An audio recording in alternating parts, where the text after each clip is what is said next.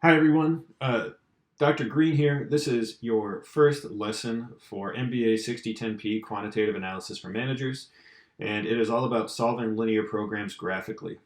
This is one of the few times in this class you're actually going to see me using a lot of PowerPoint slides, walking through things on the screen.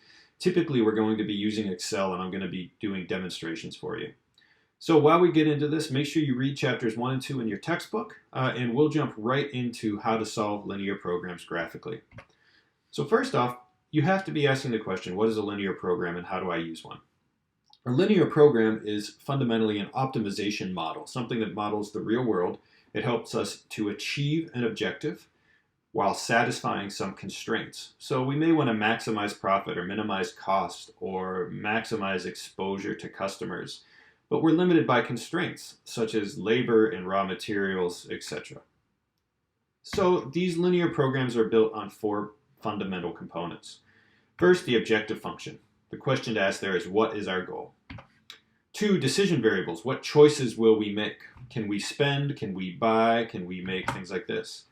Third, what are my constraints? What are the limits that limit what I can achieve in terms of objective? And what impacts do my decisions run into? And also, what are my sign restrictions? Can I have things like negative demand or negative production? Right? So based on those four key components, we want to ask 5 questions to build our linear program. First, what is my goal or objective of this problem? Again, as I said before, are we minimizing or maximizing? Is it cost or revenue or production or exposure? What are the decisions to be made? Can I make buy and sell decisions? Can I decide how to mix things? Can I decide how to move things between cities or locations? How can my goal be expressed in terms of those decisions that I make? And then how can my constraints be expressed in the terms of those same decisions that I have to make? As well as what are the bounds on my decision variables? Is there an upper limit? Is there a lower limit? Are they just positive? Can they be positive and negative? Are they just negative? So this seems sort of abstract, so let's jump into an example. Our first example here is Geppetto's wood carving. So I'm going to go ahead and use my pen and read this to you. Geppetto's Wood Carving Company sells 2 types of wooden toys. We have soldiers and we have trains. A soldier sells for $27 and uses $10 worth of raw materials. Okay? Very important. Each soldier that is manufactured increases variable labor and overhead costs $14. A train sells for $21 and uses $9 worth of raw materials. Each train built increases labor and overhead costs by $10. The manufacture of wooden soldiers and trains requires 2 types of skilled labor, carpentry and finishing. So we have a labor constraint here, right, or some kind of limitation. A soldier requires 2 hours of finishing and 1 hour of carpentry. A train requires 1 hour of finishing and 1 hour of carpentry. Each week, Geppetto can obtain all the needed raw material, but only 100 finishing hours and 80 carpentry hours. Demand for trains is unlimited, but at most 40 soldiers are bought each week. Geppetto wants to maximize weekly profit. So we have our local carpenter Geppetto here. He's making soldiers and trains. He can get raw materials. He has some limitations on his labor. And he has some limitations on his demand, both for trains, which is unlimited, and soldiers, where at most 40 are bought each week. So if we think about this, we ask, what is the goal objective? So if you go back and think, well, it's to maximize weekly profit. Well, that's great, but it's not quite that simple. How can we express weekly profit mathematically in terms of the problem? Well, profit is just revenue minus cost, so we'll go with weekly revenue minus weekly cost. But this revenue and cost is based on our soldiers and trains. So we want to look at revenue for soldiers plus revenue for trains. But then we have to subtract out my cost for soldiers and cost for trains, plus there's a variable cost for each. Great, we've worked this out. So we have revenue minus cost for soldiers and trains. Well, what decisions do I have to make? What are the decisions to be made that impact this objective? Well, really, I get to decide the number of soldiers to be made and the number of trains to be made. We're going to assign those variable values. So we're going to call the number of soldiers to be made x1 and the number of trains to be made x2. Great, so we have a goal, we have decisions to be made. So how can the objective be expressed in terms of decision variables? Well, we have our objective, we have our decision variables. So if you go back and look at the numbers within the word problem that we started with, there were things associated with revenue and with cost. And it breaks down like this. We have this weekly revenue and weekly cost. So $27 for each soldier times, the number of soldiers made. I'll use my pen here to mark this. So 27 per soldier made, X1, plus 21 per train made, X2. Then we have these costs. Same thing. The cost times the number made. The cost times the number made. And we have the same thing here. The cost times the number made, and the cost times the number made. All right? So we work this all out, and then we simplify to 3x1 plus 2x2. This is now our objective function. Right? So this is basic algebra. You should be able to work through this. Our final objective is 3x1 plus 2x2. Fantastic. You can write this with or without the dollar signs. I'm using dollar signs here to remind us that this is monetary units. So next,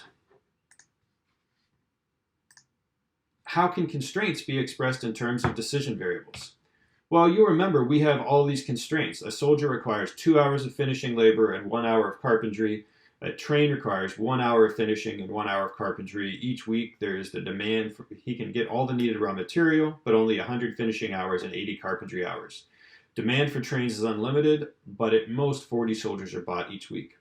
So the first thing that we want to do is sort of look at this in English text and pull out the constraints. So key here is there's no more than 100 hours of finishing labor. There is no more than 80 hours of carpentry time. And there's at most 40 soldiers produced each week. Okay? So what does this look like when we actually start writing it out? Well, we first end up with this constraint. Okay?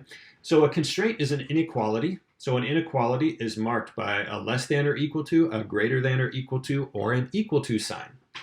On the right-hand side of the constraint is my limit. So this is 100 hours of finishing labor. That's the maximum. So you'll note that no more than translates into less than or equal to. Well, how do I know how much finishing labor that I have used? Well, a soldier, my X1, needs 2 hours of finishing labor. So I added 2. My trains, my X2, requires 1 hour of finishing labor, so I add a 1. So no more than 100 hours of finishing labor. This will say on the left side, this is my total finishing labor used, and on the right side is the maximum finishing labor that I have available. We can continue on with this, right? So no more than 80 hours of carpentry time, and that's right, you guessed it, it's a less than or equal to as well. I have 80 hours, so that goes on the right. That is my limit. On the left side, each type of toy I'm producing takes 1 hour of carpentry time. So it's 1x1 plus 1 times x2. We sum those together, that will give us the total. Okay? We also have at most 40 soldiers produced each week. And if you think about this at most, you will think about it again as less than or equal to. Okay? So these are very common sense translations for less than or equal to that you see here. In the future, we will be seeing equalities and greater than or equal to, but in this case, it's all less than or equal to. You'll see in that last one, at most 40 soldiers produced each week, that we have both a 1 and a 0 as a coefficient. Eventually, we'll just drop that 0 because 0 times x2 is 0. Great. So moving on, what are the bounds on those decision variables? Well, this should be very easy, and all you have to ask yourself is, am I allowed to make a negative number of toys or soldiers? In this case, we are absolutely going to say no. So we have x1 and x2 greater than or equal to 0. That means they're both positive all the time. Now, I've put these together just as a shorthand way. You can also separate these and say x1 greater than or equal to 0, as well as a second line that says x2 greater than or equal to 0. So we end up with our complete linear program here. We're maximizing 3x1 plus 2x2, right? I'm maximizing my revenue, such that S.T stands for such that 2x1 plus x2 is less than or equal to 100, x1 plus x2 is less than or equal to 80, x1 is less than or equal to 40, and x1 and x2 are greater than or equal to 0. Now note, I've done my best here to align all of these variables. All my x1s are in a row, all of my x2s are in a row, all of my inequalities are lined up quite nicely. This really helps you see visually what's going on and the impact of every single variable and choice on your problem. This is the best way to write these. It gets difficult when you write larger programs, but for now, this is definitely what we want to do our best to do. If you are typing these programs, the only way you're going to get these to align is to use a monospace font. So I suggest you use Courier or Courier New. Okay. So now that we have our linear program, we have to ask ourselves, how do we solve this? Well, there's the first way. That's the intuitive approach. That's the guess and check. If you want to see how well this works, start guessing and checking. You can decide, well, I'll make 40x1 because that's the limit, but that may not give you the optimal solution. So basically, you have to sit down and start guessing, well, what does my gut tell you? You'll probably get a decent solution, but not necessarily the best. You can try this yourself if you want. Take a minute, pause the video, and just guess some values for x1 and x2. Plug them in, make sure none of your constraints are violated, right? We don't want to violate constraints. We don't want to use more than we have available. And then calculate your max profit and see if you can guess the optimal value. This is such a small linear program, you may be able to do so, but who knows? Give it a try. The second way is computational, which is what the most of the rest of this class will be about. We will be using Excel with Solver to build and solve these problems in spreadsheets. Generally, for managers, Excel is the option of choice. You will also hear some other things. A lot of folks use Python with a solver called Gurobi or Cplex. So those are more advanced ways that actually let you code and program out larger linear programs. But for our purposes, Excel will probably do the best. But for this first lecture, we are going to use the graphical approach. We are going to use this approach so that you understand basically what's actually happening as we solve this program. So what is the graphical approach? First, we change our constraints to inequalities. Second, we solve for each variable. Third, we solve sets of equations to find the intersections of our constraints.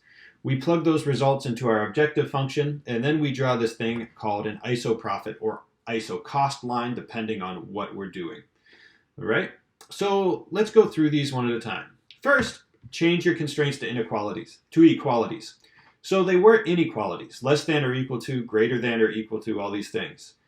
All we do here is drop the less than or greater than signs and make them all equal to. This makes them equalities. That's the first thing. Step one, done. Step two, we want to solve for each variable.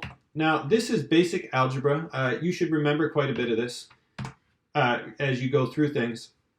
You'll notice I picked two constraints here. I have, first off, on the left side, I have 2x1 plus x2 equals 100. I also have x1 plus x2 equals 80. I then solve for the same variable. In this case, I've chosen x2. And just by doing some basic algebra, I end up with 100 minus 2x1. And x2 equals 80 minus x1. Okay? So you will remember from algebra that generally we have this equation, y equals mx plus b. That b is our y-intercept, m is our slope, x is our point, and y is the y-axis, right? So in this problem, we are going to make our x2 y, and our x1 functions like x. So how would I graph these two lines on the chart? Well, very easy. There's 2 points I can get very quickly. First, I set x1 equal to 0. So when x1 equals 0, x2 over here equals 100. 0 to 100, right there. Over here, if I set x1 equal to 0, x2 equals 80. That gives me this right here. Okay? You'll notice I do have to solve these the other way as well, right? So I also end up with x1 equals 80 minus x2, and x1 equals 50 minus half x2. Using the same methodology, I end up with my other 2 points right here.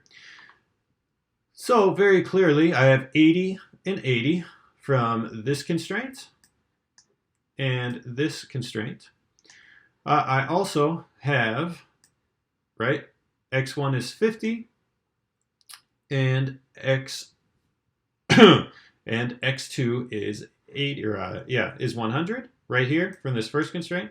So I have that line. And now I have these two beautiful lines I've drawn on my graph.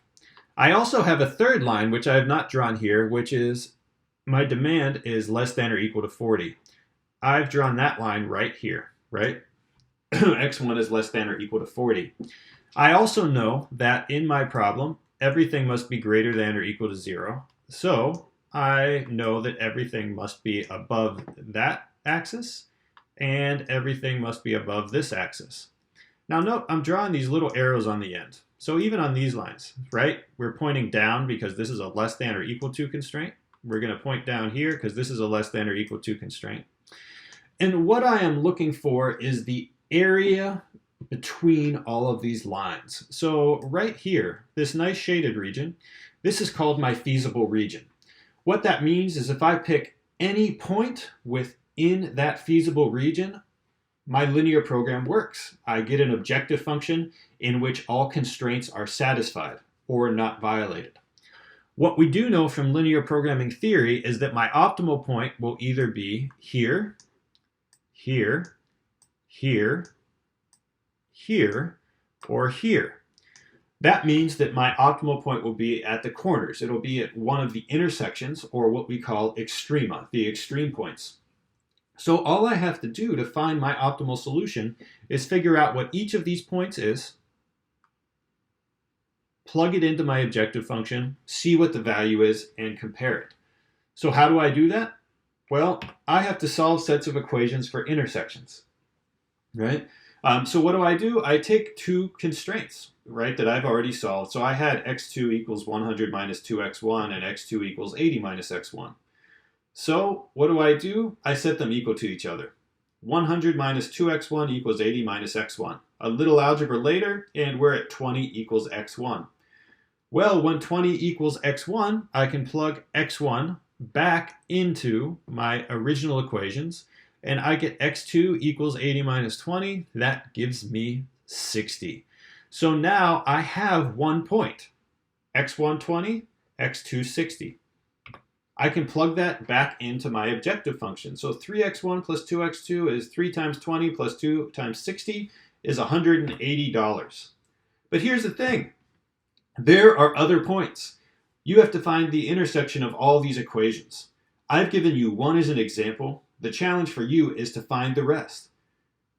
Take a moment, pause the video, write down all the constraints, and spend some time figuring out where all the points of intersection are and what the optimal values are at that point. Once you do, you'll be able to figure out the optimal solution. Now, there is one other way to solve this. It is the true graphical approach, right? So we can always solve for these intersections of lines. We can figure out where all the extrema are. We can find out what the value is, and we can compare all our objective functions. The other thing we can do is draw our ISO profit or ISO cost line. How do we do that? Well, you choose any feasible point and calculate the slope of the objective at that point. So at 20, 0, x2 equals 60. That's just from plugging it back into what I had because I knew these things, right, from previous slides. So I can say 60 equals 3x1 plus 2x2. Now note, 3x1 plus 2x2 is my objective function. So I know that at 20, 0, 3 times 20 plus 2 times 0 equals 60. So my objective value was 60. I can say 60 equals 3x1 plus 2x2. Now, just like we did before, we want to put our equation in slope-intercept form. So remember, this is y, this is x. So I have y, this is my m, x, and b. So what do I know? I know my slope is minus 3/2 with an intercept at 30. So what I can actually do is draw a line that intersects at 30 with the slope of 3/2. Now what I can do is slide that line back and forth, moving it exactly parallel, not tilting it so the slope changes, but maintaining the same slope. And I can either push it this way, or I can push it this way. This is a maximization problem, so I'm pushing it this way.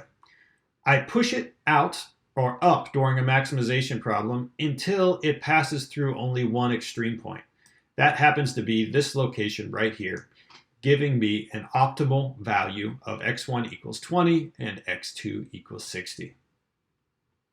That is how you do an isoprofit line. Now, there are multiple results that we'll talk about later in the semester. First is obviously that you have an optimal solution. That is what we see right here on the left. It's what you've done already. That's an optimal, well, that would be where an optimal solution would be found. The second option is multiple optimal solutions. You'll see here that the isoprofit line matches up exactly with this constraint. That suggests that any value found anywhere on this portion of the constraint is an optimal value. That means I can pick any of those numbers and they all give me the same objective, meaning they're all optimal. That's what happens when you have multiple optimal solutions. We also have a situation over here on the right where there is simply no feasible region. You'll remember the feasible region is the area under the curve that containing any set of solutions that solves our problem while satisfying all constraints. There isn't one here. Well, what does that mean? That means my problem is unsolvable or infeasible. The only way I can solve this problem is to change my constraints. So that is the end of solving linear programs graphically. I do have one additional resource. It's a wonderful video on YouTube that will go over these same things and give you some further insights. So thanks very much.